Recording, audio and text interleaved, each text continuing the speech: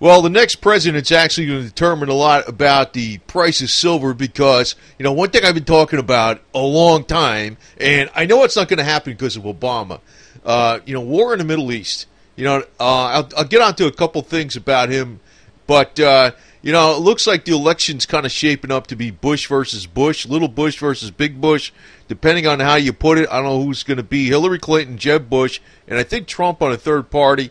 And since I always vote for third party, I'm going to vote for Trump anyway. I don't know exactly what his stance is because it's a little unclear, but politics is going to determine the economy. There's no doubt about it. Now, I know Hillary, she's a liar. She tries to wear blue. That means she's freaking telling the truth. But, I got some advice for her. I think she ought to go by this phrase, dip me in honey and feed me to the lesbians. And, just enjoy life. Get the hell out of politics, man. But I know she wants to have the whole 9 yards. But if you really want to see what's on the inside of her and what the true Hillary is, it's right there. She can care less about us freaking people, man. That's what it is. So I don't know, man. I'll tell you one thing. I know Jon Stewart's an operative for the freaking Democrats. Well, I'm an operative for independent thinking. That's what I could say. What I am. I attacked the Jeb Bush camp. I attacked the Hillary Clinton camp. I got suspicions about the Trump camp, although I like what he says. But I'm a person who really sticks up for like anybody's rights, man. I don't give a damn, But I know, like Obama, he lit up the freaking White House like a Fruit Loop. But, if it was like something else with Southern culture, he wouldn't be putting up the Confederate flag over the White House. I mean, come on, man. I mean, to me, it's just, we got all these different subcultures in the United States. So, everybody does their own thing. That's what you're about. That's what you're about. You want to identify with that? You want to identify with that? Everybody's got their rights. Don't worry about this crap. Your offending people, and everybody does their own thing, man. Just put up with it a little bit. If they ain't freaking putting it on you that you got to change, hey, everybody does their own thing. But I got to tell you right now, there's a lot of people in this, actually experts, that are saying there's going to be a big market crash. We've seen the Dow coming down, and it's going back up now today because they're expecting good news from the Fed. But, I've read plenty about how the Fed is actually knocking down the commodities prices. And to say that commodities prices being this low and the economy strong, it's like saying, 2 plus 2 does not equal 4. It's an impossible equation, where they're making it out that the economy's really strong and, the commodity prices are sinking down. If the economy is strong, commodities are going to be strong. That's really what it is, because that's industrial demand, and industry's just down everywhere in the world. And, it's really electronic funny money market. It is electronic rigging that's going on. But, I know people are bottom fishing sometimes, even for silver. Now, I'm not the guy that actually said to go freaking put all your money in silver, The elite got their plans. I don't know what it is. They're kind of looking down on us like, hey, what the hell? They don't give a shit about us. But, us, when I'm looking at prices, to say silver right now, it's below 15. I didn't think it would get below 15. But to say that it's going to go down to 10, that's like a 40 plus % drop. When it goes from, say, 39 to 35, that's down $4. That's not a 40-something % drop. When you're talking, if it's going to drop $4 an ounce from here, that's like almost a 40% drop. Or, if it's 14-something, it's going to go to 10. I wouldn't be bottom fishing if you want to add more. It's going to be a matter of, nobody's going to get it perfect. But, you don't put all your money into the stuff. That's the whole deal. And if you got plenty, don't freaking just keep adding. You don't need to. But the situation is really, I think everybody ought to just go with the flow with this damn thing, because now, if we really, really, really wanted to fight the powers, but this takes a real lot of work, is most of us, and for most transactions, you couldn't do this for all transactions, you couldn't do this for your electric bill, you couldn't do this for your taxes, But if we actually started trading in silver between ourselves and we were making our own goods and we were actually entrepreneurs and that type of stuff, that were actually cottage industries out of our own homes, yeah, guess what? You know what happened? Guess what would happen? It would screw up the elite left and right. But, it's not one of these things where you're going to click on a button and you're going to, because I can tell you right now, when silver, I know when silver is going to go up in theory. Well, let me put it this way, not just in theory, but in reality, except for, I don't know when the Middle East events are going to occur that I'm looking for. Now, I'll tell you a couple interesting things, though, that are really crazy. I don't know if a lot of people notice, but John Kerry's daughter is actually married to an Iranian, right? He's pretty big, figure over there. So that's his son-in-law, right? He's from Iran. Hillary Clinton, about the girlfriend she's been with since, 2007. She's in, and that girlfriend is with the Muslim Brotherhood. And about Obama with his background, and he's with, he's Muslim, basically. He was raised Muslim. And Valerie Jarrett, who's his number one advisor, who basically started him out in politics. And she's also, she's born and raised in Iran. She's also for instilling Sharia law in the United States. That is why there's nothing going on in the Middle East. Like, where I see what I know is what will happen. It's the Obama administration is actually stopping this. Like, it was some other administration was in power right now, it would have already happened. We've already seen silver go way the hell up. There's going to be a major conflict in the Middle East.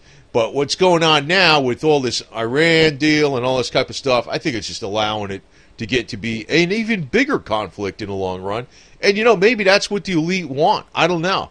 But if there's a huge arms race in the Middle East, it's actually going to freaking set the tone for taking off a large enough share of the oil off the market, And, I also want to comment, our culture in the United States is very diverse. I don't care if there's lesbian rights, gay rights, Confederate flag rights, if you want to wear whatever you want to wear. This is the USA, man. If NASCAR wants to fly the Confederate flag or whatever the hell they want to do. I mean, it's like, I'm not going to tell dykes on bikes not to fly a freaking rainbow flag because this and that, So I'm looking at it like the situation that's going on is like we got some real myopic brain dictators on the top, the name of Barack Obama and Valerie Jarrett. And, the next one might be even worse, Hillary. But, maybe she'll take a freaking hike, though. I hope, well, she's not going to, but unless she loses. I don't know if that's going to happen. But even if she got in, I think the cards are set. Even though her girlfriend is Muslim Brotherhood and all that type of stuff, the cards are pretty much set that there's going to be a major conflict in the Middle East.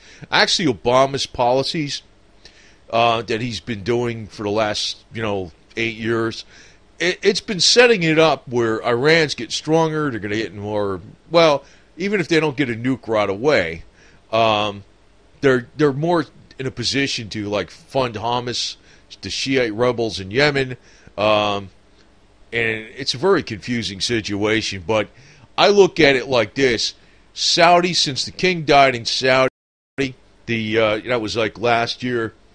There is internal problems going on in Saudi.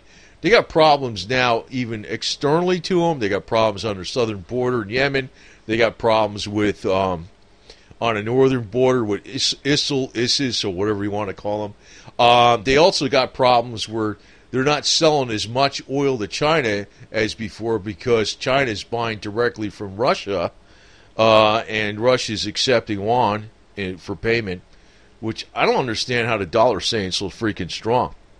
But, despite all the freaking crazy problems and things like that and everything that's going on in the economy, I think one thing that's actually going to probably remain strong, because every time they try to attack it, is the right to bear arms. I mean, it's kind of like goes along with independence, free thinking, freedom from the banks. That's what the silver attempt to do is actually part of that. And I guess if you really did that all the way, you'd have to be, just saying, hey, we're not going to deal with the banks. We're going to do, we're going to trade our goods in silver payment. I guess that would freaking end the freaking game right there, with the banks. But then again, everybody would have to be, an entrepreneur themselves, a cottage industry person, and all that type of stuff. But I think what's coming up is there is going to be a major market crash, and when it happens, there's been things where it's showing signs where it's rolling over. Like I said, today things went up a little bit because of expectations about what the Federal Reserve meeting is going to say. And, Janet Yellen, when she first, her reputation is that she makes Bernanke look like a hawk. Helicopter Ben, she will actually go to stimulate the economy far more than Helicopter Ben ever would. So, I think the situation's going to call for, if there's a major crash again, and we've never really had a recovery, man. It's been, it's not been a stimulated economy. It's been a simulated economy. That's exactly how it's best described. We have a funny number economy. It's simulated. It's what I'm saying is because the markets are up. I don't think they're going to stay up though anymore because everybody in the world is anybody in the world that's conventional hedge fund manager expert. They're all pretty much saying that the long-term outlook for the general equities is not very good, and that they could roll over. There's a lot of signs. It's a normal cycle every 7 years, and what's going to have to happen is Janet Yellen's going to have to come out like the Green Hulk, and just really go balls to the wall far more than Ben Bernanke did. Now, I think, though, that is really not why silver is going to really jump. If you look back historically, why silver really jumped, it wasn't really all because of Fed policy. It really was tensions in the Middle East where you had a major war. And actually what Obama's been doing, he's actually been making a situation where the Middle East has more potential for more of a major conflagration in the future than ever, even though it's kind of like business as usual, I noticed, too, anytime, even, like, it's not, I think the administration is even trying to put pressure on people that are talking about ISIS or ISIL, whatever it is, and, I don't know what's going on with this deal, man. It's like something's fishy where, they're talking one way that they're going to protect Israel and they're going after ISIS, but in the other way, they're not really doing that. Now, I think, though, when the oil goes way the hell up, we're just going to have to rethink our transportation. This might be one of the better hot rods to have, a Volksrad, man, the Volksrad.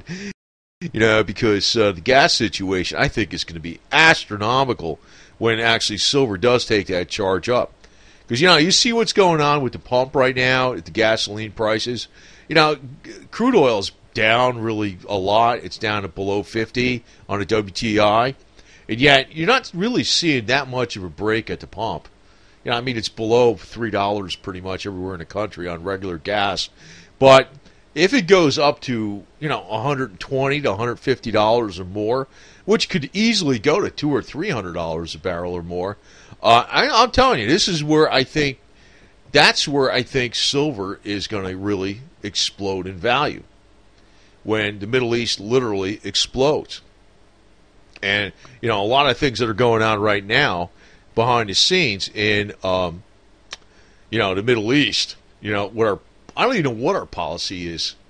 I remember I was listening to something where Jon Stewart was interviewing Barack Obama, but, the guy was like, that guy is basically an operative for the freaking White House. The comedian, Jon Stewart, he basically is. He is an operative for the White House, man. He is.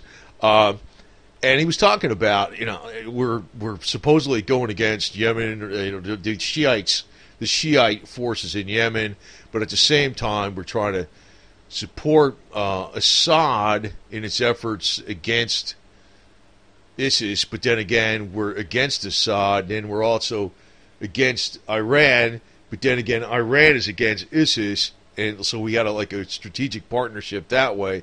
It's like a mess, man. I mean, and I think it's a deliberate mess on purpose. But the one thing we ought to keep in mind is the only way we could stay free is to actually have it where anybody tries to step on us, we strike back.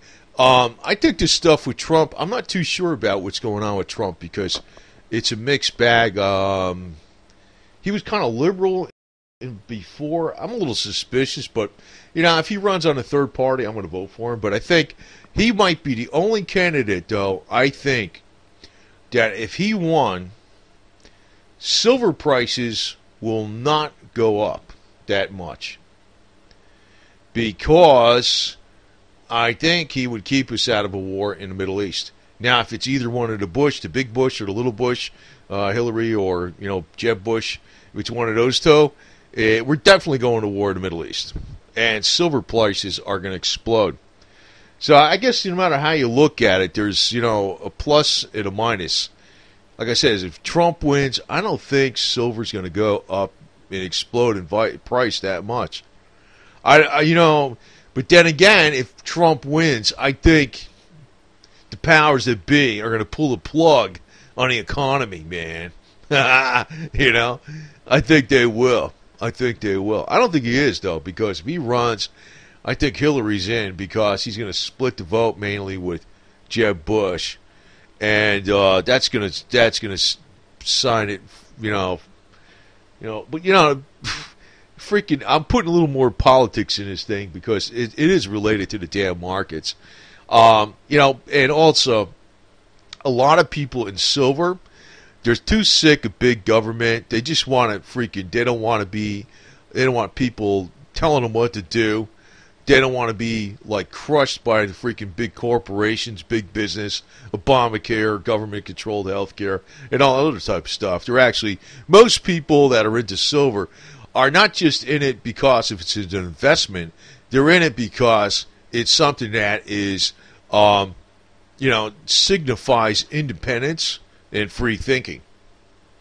So, that's why I'm bringing up some of these issues. And, the thing is with the Republicans, even say they get, there's people that get pissed off at Obama's Obamacare and his Trans-Pacific Partnership and, funding the Import-Export Bank.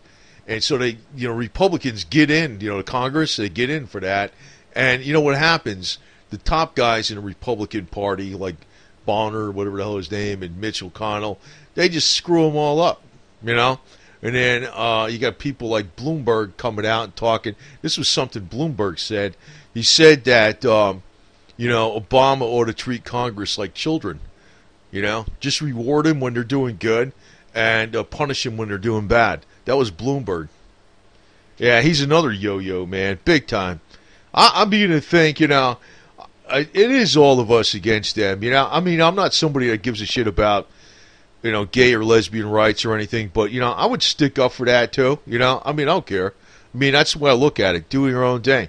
I guess if they was going to ban, the Union Jack flag or something like that, or a red flag, or, it's so stupid. Even when you got laws in place, I was reading something I had up in Canada.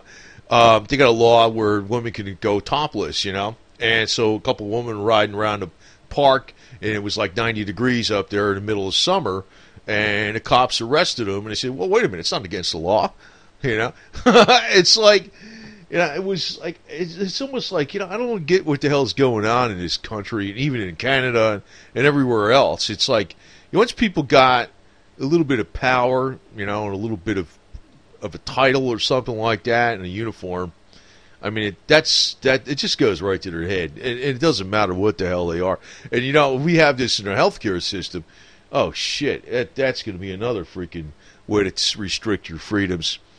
So actually, I do put a lot of health channel videos out on this channel because hopefully you could bypass some of the crap where you don't need to be seeing any of those yo-yos unless it's a dire situation. But I think what's coming up here is it's a matter of maybe 2 months where we actually see the markets collapse. That's what I'm thinking. 2 months. 2 months. 2 months. Figure like end of September, beginning of October, which still puts that within that 2015 time frame. If history repeats itself the way it was, silver and the commodities will have already hit their lowest point before the general equities collapse. If history repeats itself the way it has been before. And if history is, if we know what we know about Janet Yellen, if she truly is a super, version of Helicopter Ben, she's going to go QE to the max. And that should help bring the price of everything up, actually. But what is going to bring up silver specifically? It's got to be oil. It's got to be oil, and it's got to be the Middle East.